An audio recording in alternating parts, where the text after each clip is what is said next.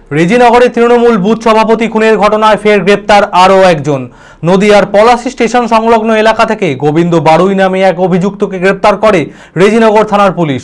প্রসঙ্গত 21শে জুলাই রাতে ধারালো অস্ত্রের হামলায় গুরুতর আহত হন তৃণমূলের বুথ সভাপতি পতিত পাল। মৃত্যুর পর 6 জনের নামে জমা পড়ে এফআইআর। তদন্ত চালিয়ে পুলিশ ইতিমধ্যেই 4 জনকে গ্রেপ্তার করেছে। পলাতক বাকি 2 জনের খোঁজে জোর কদমে তল্লাশি চালাচ্ছে রেজিনগর থানার পুলিশ।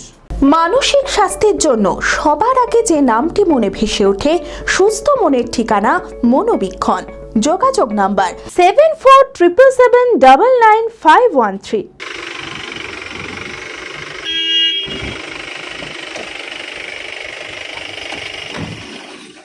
রেজিনগরে তৃণমূলের বুথ সভাপতি খুনের ঘটনায় একে একে অভিযুক্তদের গ্রেপ্তার করেছে পুলিশ। ইতিমধ্যে মূল অভিযুক্ত 3 জনকে গ্রেপ্তারের পর মঙ্গলবার ভোরে নদিয়ার পলাশী স্টেশন রোড এলাকা থেকে আরও একজন অভিযুক্ত গোবিন্দ বারুইকে গ্রেপ্তার করে রেজিনগর থানার পুলিশ। ধৃতের বাড়ি আন্দুলবেরিয়া উত্তর কলোনিতে।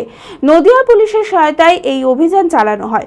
উল্লেখ্য, গত 21শে জুলাই রাতে একদল দুষ্কৃতী ধারালো অস্ত্র নিয়ে আক্রমণ করে তৃণমূলের বুথ সভাপতি পতিত পালকে। গুরুতর আহত হয়ে মুর্শিদাবাদ মেডিকেল কলেজ ও হাসপাতালে ভর্তি করা হলে 4 দিনের মাথায় তার মৃত্যু হয়।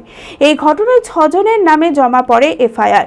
তদন্ত চালিয়ে পুলিশ মোট 4 জনকে গ্রেপ্তার করেছে। মঙ্গলবার ইতিমধ্যেই গোবিন্দ বারুইকে বহরমপুর জেলা জজ আদালতে পেশ করে পুলিশ। পলাতক বাকি 2 জনের খোঁজে জোর কদমে তল্লাশি চালাচ্ছে রেজিনগর থানার পুলিশ। কালকে গত রাত্রে যে কেসটি আপনারা জানেন 23/7/2025 যে কেসটি রেজিস্টার্ড হয়, পতিত পাল যাকে হচ্ছে ওই গ্রামেরই 6 জন বাসিন্দা, তারা খুব ব্রুটালি মেরেছিল।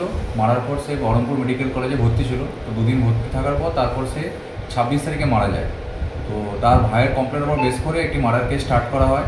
স্টার্ট করার পরে আমরা অলরেডি 3 জনকে আমরা অ্যারেস্ট করেছি। 3 জনকে যারা প্রধান আসামি ছিল 3 জনকে অ্যারেস্ট করা হয়েছে এবং অ্যারেস্ট করে পুরোটাই আমার রিকনস্ট্রাকশন অফ ক্রাইম যেটা হয় সেটা করা হয়েছে।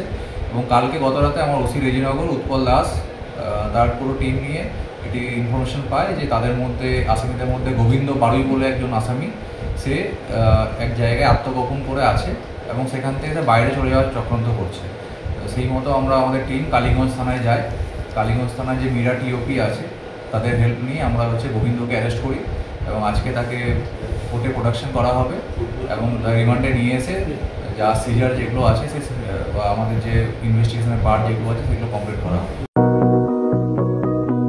চরক স্কয়ার হসপিটাল সুস্থতার একমাত্র ভরসা।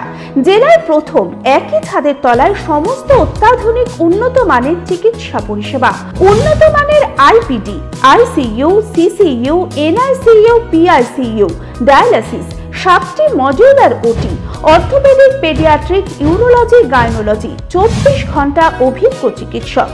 এছাড়াও জেলায় প্রথম ক্যাথল্যাব, সিমেন্স, আর্টিসান এক্স মেশিনের পরিষেবা থাকছে চরক স্কয়ার হসপিটালে।